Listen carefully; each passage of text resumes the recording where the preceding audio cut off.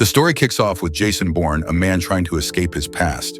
After exposing the CIA's Blackbriar operation 12 years ago, he's been living off the grid. Once a CIA agent in a top-secret mission called Treadstone, Bourne lost his memory and now he's back on the streets, fighting for cash. But the weight of his past still haunts him. The guilt never lets go. Meanwhile, in Reykjavik, Iceland, Nikki Parsons, another former Treadstone operative, hacks her way through the CIA's servers, trying to score some sensitive files. She cracks open the Treadstone file and uncovers something explosive. Richard Webb, Jason's father, and a CIA member. But Nikki's hack doesn't go unnoticed. CIA cyber expert Heather Lee quickly catches on and dumps a tracking virus into the files Nikki stole. Then, just to make things worse, Heather cuts the power to Nikki's place, throwing everything into darkness. But Nikki isn't done yet. She grabs the crucial files, slips them onto a flash drive, and bolts out of there before it's too late. Inside the CIA office, Heather sat in a tense meeting with Director Robert Dewey and Edwin Russell, head of American National Intelligence. They were all focused on Nikki, the hacker who had pulled off the stunt of the year, helping Jason escape their clutches. It didn't take long for Robert and Edwin to agree. Nikki had to be tracked down. Heather, knowing Nikki's tricks better than anyone, immediately jumped in. "I want to lead the operation," she said, confident she could outsmart Nikki this time. Meanwhile, Jason was in the middle of another brutal underground fight, doing what he did best. But his focus shifted when he spotted Nikki in the crowd. He finished the fight in record time and headed straight for the dressing room. There he found a message from Nikki. "Meet me at the town square. Protesters are your cover." Jason's pulse quickened as he made his way to the protest. He scanned the crowd, searching for Nikki. But as he approached, things weren't exactly quiet on the other side. Heather's team was already hot on Nikki's trail, and she wasn't the only one. Robert had sent in the asset, a deadly agent trained to take out anyone in the way. After a little while, Jason pushed through the chaos of protesters, finally catching up to Nikki. She dropped a bombshell. She'd hacked into the CIA system and uncovered that Jason's dad was part of the team that founded the Treadstone operation. But the CIA was closing in, so Jason quickly told her to split up. Jason shook off the agents on his tail with a wild plan. He set the street on fire, jumped on a train, and when the agents followed, he took them out. But then, the asset showed up, and the stakes skyrocketed. Jason grabbed a police motorbike, picked up Nikki, and gunned it. The asset wasn't far behind. With Heather guiding him, he tracked them through the chaos of Molotov cocktails flying everywhere. But he lost control and crashed into a building. Heather gave him new orders to get to the roof and take the shot. He did, and his bullet sent Jason and Nikki flying off the bike. Jason tried to save her, but the asset shot Nikki. She died in his arms, but not before tossing him a key. Grateful for her sacrifice, Jason held onto the key. The next day, he went to the locker Nikki had told him about. Inside, he found a flash drive and a notebook detailing her investigation. Flipping through the notebook, Jason uncovered a code Nikki had written with an address in Berlin, Germany. Meanwhile, Robert sat across from Aaron Kallur at a sleek restaurant, pushing for a deal. Aaron, the head of Deep Dream, a company that powered software for phones and computers worldwide, listened carefully. Robert laid out the CIA's plan, Iron Hand. He wanted Aaron's help, sharing info on Deep Dream's users so the CIA could spy on them. But Aaron wasn't biting. "Your security isn't good enough," and he said, "and I'm not risking my company." With that, he walked out, leaving Robert frustrated. The next day, the fallout hit. Legal officials arrived at Aaron's door, questioning him about information violations. Aaron knew exactly who was behind it, Robert. And now he had a plan. He'd reveal the CIA's darkest secrets, including Iron Hand, in a speech he was set to give in Las Vegas.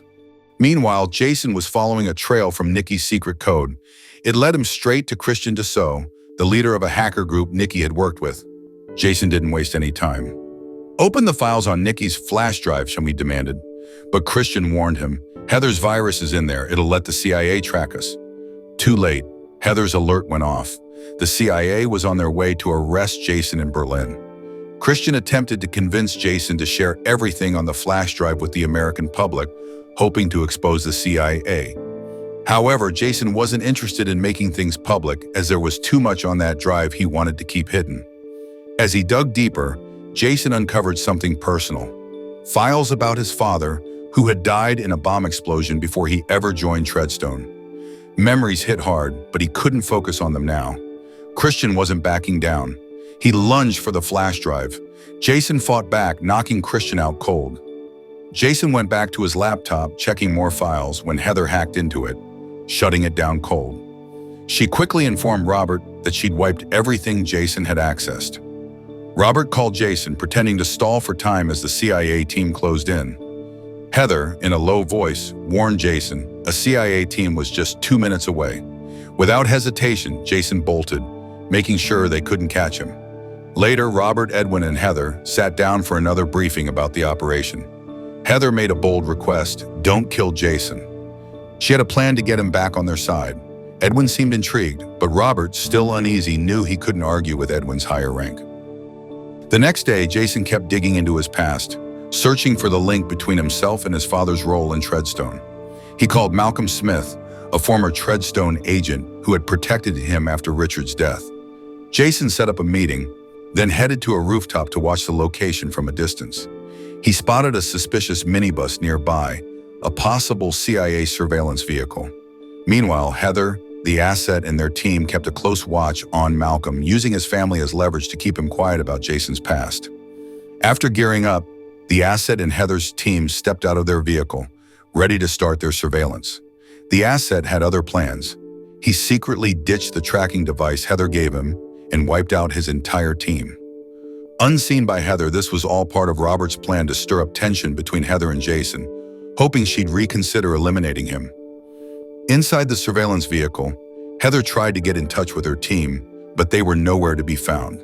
Suspicion started creeping in. Meanwhile, the asset was already on the move, heading to a rooftop with a sniper rifle in hand. Jason, on his way to meet Malcolm, stopped by a building's electrical panel. He tampered with some cables leading to a cell phone.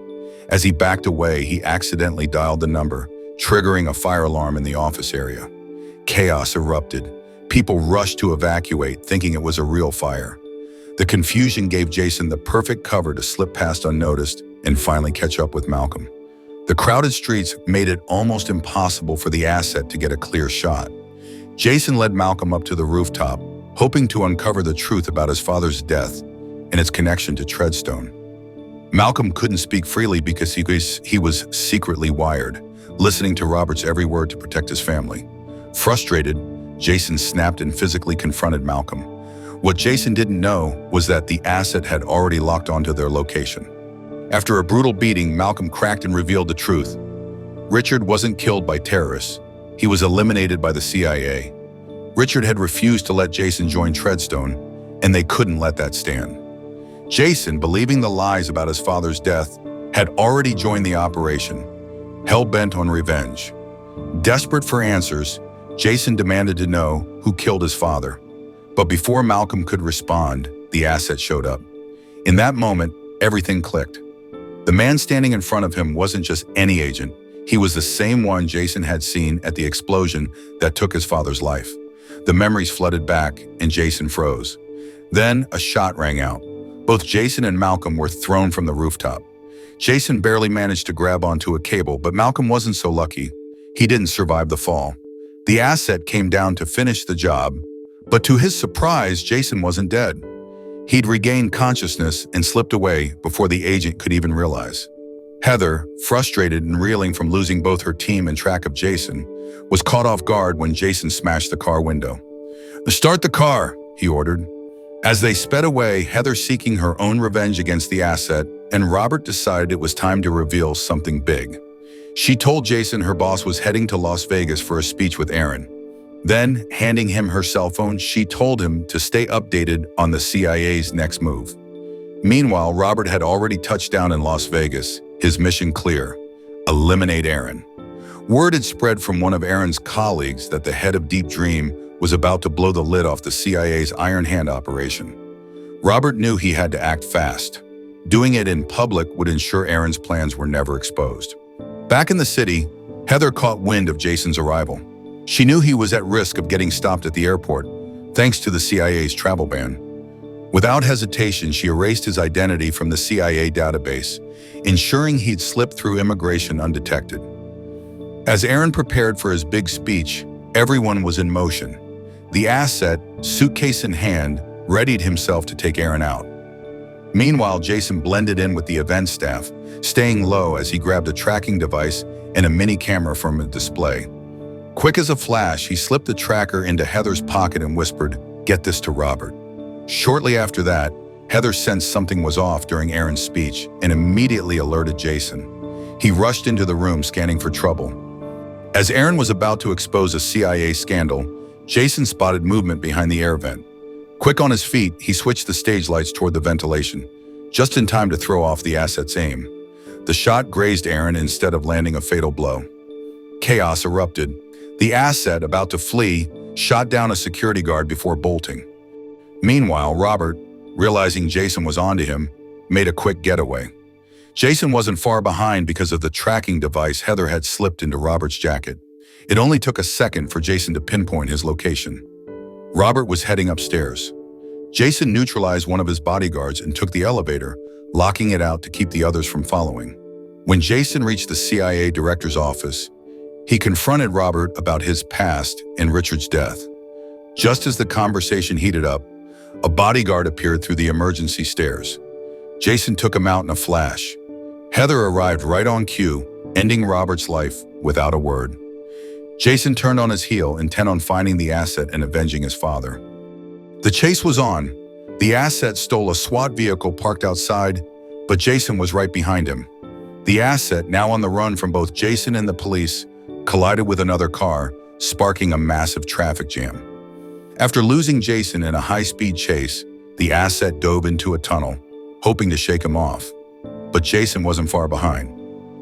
The two clashed in an intense battle, and for a moment it seemed like the asset had the upper hand.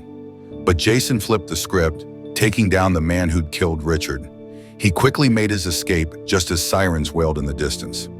A few days later, Aaron walked out of the hospital, remaining silent despite the swarm of reporters eager for answers about the speech he had planned before the shooting.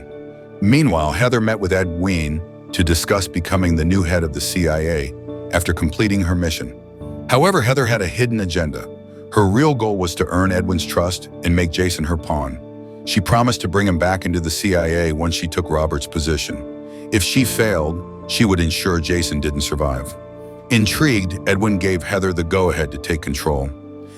The film ended in a quiet city park. Heather approached Jason and asked him to rejoin the CIA. He nodded and said he'd think about it before walking away. When Heather returned to her car, she discovered a camera hidden in her seat. The footage showed her conversation with Edwin, planning Jason's return. What Heather didn't realize was that Jason had been one step ahead, placing the device in Edwin's car and tracking her every move. So the moral of the story is never try to outsmart Jason Bourne.